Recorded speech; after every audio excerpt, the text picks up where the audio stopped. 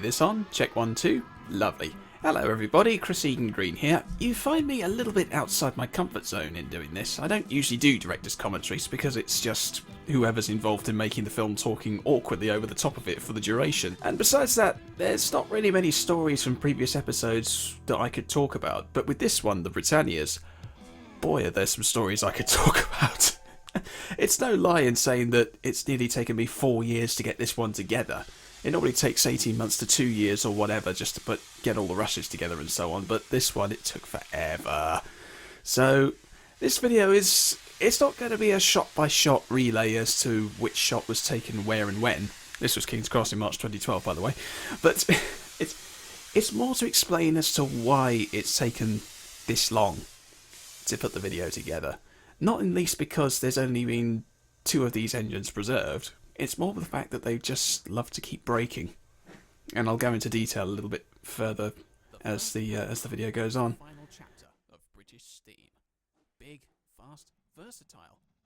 Now this one was one of the favourites that people picked up on. This was Britannia on her return to the main line in April 2011. This was not far from my neck of the woods actually, at the White Cliffs of Dover. I think it's one of my favourites of the video as well. A lot of people said it's one of theirs, certainly. Oh, yeah, it's no lie. I've got a cold, you can tell. But in getting these bits to camera together, boy, what a saga it's been. I mean, I wanted initially to use Britannia in the background simply because she's the prototype engine, and I usually try and portray locomotives in as original condition as they possibly can be, although that hasn't always been the case in recent years.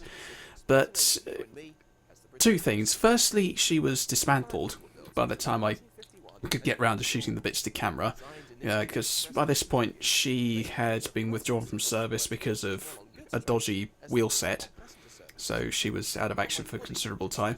Secondly, she was at the Mid-Hants.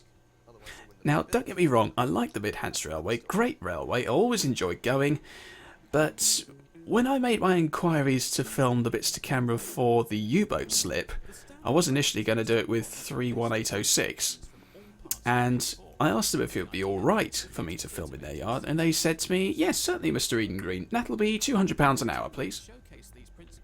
Obviously I don't have that kind of money to splash out on my videos, even though the DVD sales are now helping the show to pay for itself and its own keep. Thank you very much to everyone who's bought a copy. Just getting that out there, just emphasising it further, but yeah, I couldn't go to the Mid-Hants because of reasons like this, which meant that I had to go to Oliver Cromwell. Not that I hold it against them, I still like the Mid-Hants, I just don't have that kind of money. So when I initially made my inquiries about Oliver Cromwell at Southall, they wouldn't let me film there. So I obviously had to wait until she was off the main line and back at the Great Central, because they're a little bit more relaxed. So that was a couple of months waiting around, and then the works manager at the GCR, who was a chap called Craig Stinchcombe, said to me, if you don't get her before the Winter Gala of 2015, you may not get her for some time, because after the gala she's getting dismantled for winter maintenance, including work on the tyres, because they're dodgy. I had to pencil her in with a time that I could make, as well as the time that Sam, my camera operator, could make, as well as the time that she was still in one piece. So it's just unfortunate that I came down with the bug 5 days before we went up to shoot. I've been on a diet of chicken soup, Sudafed, paracetamol, lemon and honey, anything you care to mention to try and shift the bug, and it wouldn't move. My sinuses were blocked up, my chest was tickly, I was shivering between takes, I was sweating when I was doing them. People have said to me afterwards, why don't you look after yourself, Chris? Believe me, nothing would have given me greater pleasure than to have stayed in bed that day. But it's just one of those things, you just got to get your head down and get on with it. Now this bit to camera, I very nearly got it done all in one take, but as soon as I said the last 3 words, British Locomotive Operation, you could hear a very clear meow. Sure enough, I looked down and the shed cat was at my feet. Now, don't get me wrong, I love cats, I'm a big cat person, but I could have really strangled that cat there and then. I was just so cross with it. On to some fancy graphics. Now these were done by the one and only Chris Senior from the Cider Island forums. He's done bits and bobs for me in the past. He's done an animation for the 2800 slip and a couple of maps for Going Great Central as well. Now there may be other animators out there who would put a more fancy spin on something like this, you know, make it more three-dimensional with more movements and so on. But the reason why I use Chris is simply because he, like me, is a struggling young artist. He needs the exposure, and you've just got to help your friends out once in a while. Now, this shot of Britannia, this was, again, not too far away from where I am. This was her slowing down near Paddock Wood for a water stop on the old South Eastern Main Line. And then this one was Oliver Cromwell near Weston-super-Mare in June 2012, I think. July 2012. Adam and I were initially trying to find White Ball Summit, but before we could get there, time was against us, and so we thought, okay, well, we'll just park up on the nearest overbridge and get her there. So that's how that came about. Now, this was one of my favourite shots from the video. This was one of Adam's taken at Dawlish Warren. I can't remember the time on day off the top of my head, but I think you can agree with me that it's an absolutely fantastic shot. It just looks gorgeous. Stark contrast to this one. This was actually the first shot which I ever took for the video. This was again on Britannia's return to the main line in April 2011 at my local station, as it happens. But I'm not telling you where it is, because you'll never find out where I live. I don't know what it is, but the Great Central always managed to put on a first-class show, especially with the TPO runs. And this sequence remains my favourite in the video, simply because it was made more by luck than chance. Because my camera was situated here, and then this was Adam's a few hundred yards further down the line, closer to the exchange, and I had no idea that he was shooting this bit. It came as no surprise to me afterwards, because this is the sort of thing that he does anyway, but this was just lucky that he did it, and it looks fantastic. So kudos to him. From another shot at the Winter Gala of 2014, to some footplate shots of the Going Great Central shoot. It's funny, Adam, Sam and me were all present on that shoot. They both got footplate rides. I didn't. How's that work? I don't know. This was the only Nene Valley Railway shot that ended up in the video on that fateful day in February 2013 when Britannia came off the rails at Yarwell Junction. And I had no idea this had happened until later on in the day when the timetable started getting further and further behind. And I just thought to myself, oh, okay, well, that's unfortunate, but you know what? She's appearing at the North Norfolk Gala in 2 weeks' time. Maybe I can get some stuff of her then. Boy, was I wrong. At the gala in question, which was in early March 2013, she ran okay on the Friday, which is when I drove up to my overnight stop in Cambridge.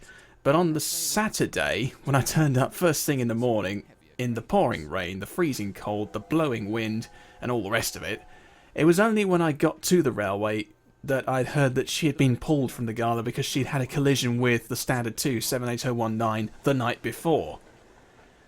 And the news just didn't travel fast enough, so I was landed with being in Norfolk on a really freezing cold day, wet and horrible, and the prime reason for me going to that gala was more or less gone.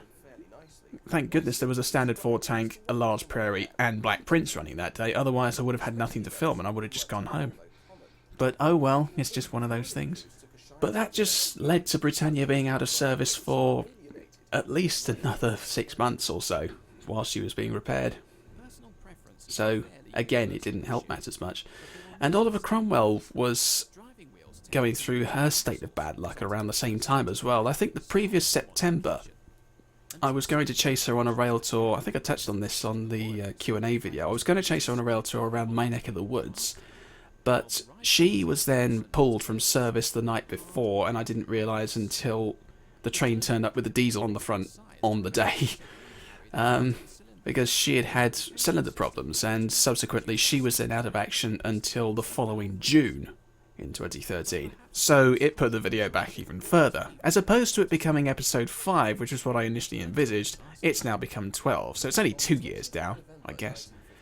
Now this piece to camera, this was initially scripted with Britannia in mind, because I was going to stand alongside the smoke deflectors and tap the handrails, because Britannia still has the original handrails on the smoke deflectors, whereas Cromwell has got these later patterns with, you can't see it in this shot, but you can see it in the next one, that have the hand holes cut into them.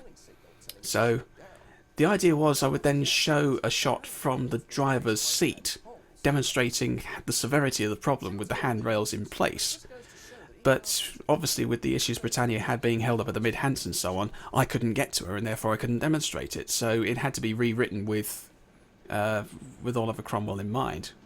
So It's just a bit unfortunate really, but it's one of those things. I do like this shot of Britannia coming out of Euston. There's something about the power of her just charging up that bank which will always stay with me for a long time. Fantastic stuff. Oliver Cromwell at the North Norfolk Railway in August 2013. This was the weekend when her and Britannia were advertised initially of being together for the first time in God knows how long. But sadly that came to nothing. And now we come to the point in the video where the engines go to die. There have been some people who've commented on saying that this isn't one of their favourite parts of the format, but that's understandable, but I think it still expresses the severity of the issue back in the day. I mean, the passing of the steam engine was like the passing of an old friend to many people. There's no sugarcoating it, and frankly if you do try and sugarcoat it, you're just insulting history really. But I digress. Oliver Cromwell at the North Norfolk again, this time towards the end of the day. Now this one shot had a big story in its own right, because this was taken at the East Lancs Railway's 1T57 Gala in July 2013 to celebrate the 45th anniversary of the 15 Guinea Special, and by the time Oliver Cromwell went on this reenactment of 1T57, the timetable was the best part of an hour and a half down. There was a rail replacement bus service linking Manchester to Bury along half of the Metrolink run, and that wouldn't have been so bad if this wasn't an hour and a half down, but because this was an hour and a half down, I ended up missing the last train back to London, and therefore ended up stranded in Manchester. And you can imagine it was a horrible night. I didn't have any money for a hotel. I was just lucky really that I had relatives in the nearby Peak District, but I still had to get out to them in Buxton via the last train of the day, which was, by this point, was full of rowdy football fans who were all drunk, and I was the only sober one on the train. God knows why I was the only sober one on the train that night, but again, these are just some of the things that you face when you're on shoots like this. And I know some of you are going to ask me, well, why don't you overnight on shoots like this anyway, Chris? Time, money, resource, everything really. It's just cheaper and more cost effective for me to go to somewhere and back in a day with cheap train fares at unsociable hours. That said though, every time I've gone back to the East Lancs since, I do overnight. All I can say is to everyone who lets me couch surf, thank you very much, you are wonderful people. Just getting that out there again. I go on about it too much sometimes. More shots of Oliver Cromwell at the North Norfolk line. Despite it being out in the sticks, I do kind of like the North Norfolk line. There's just something about it where I like the fact that you can pretty much walk most of the route. You don't even have to go on the trains, you can just walk the line side, more or less, by public footpaths. It's quite convenient like that. It doesn't.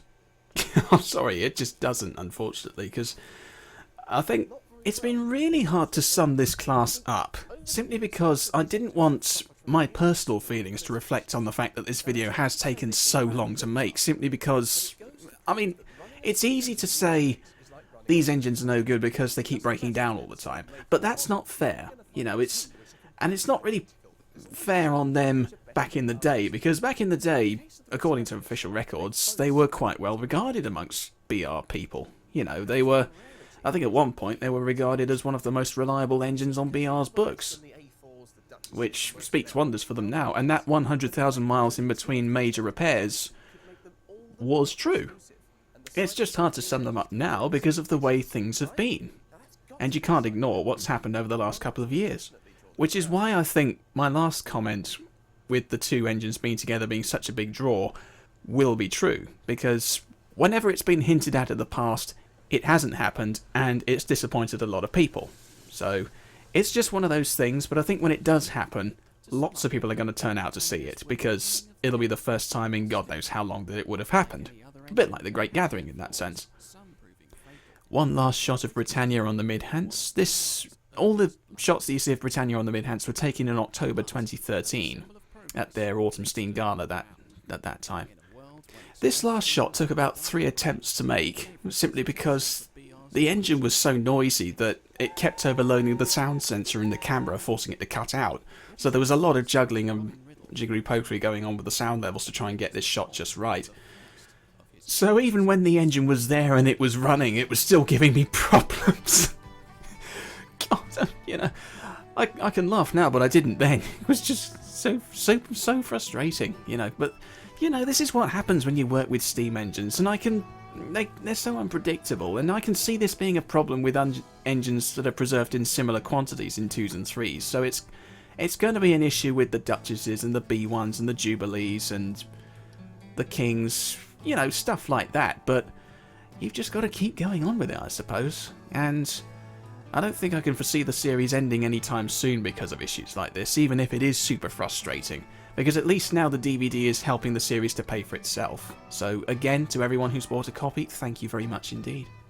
And to anyone who's watched this video, thanks a lot for watching. I hope these stories have entertained you as much as they're entertaining me now that I can look back on them and laugh. Hope to see you again soon. Thanks for watching. Take care.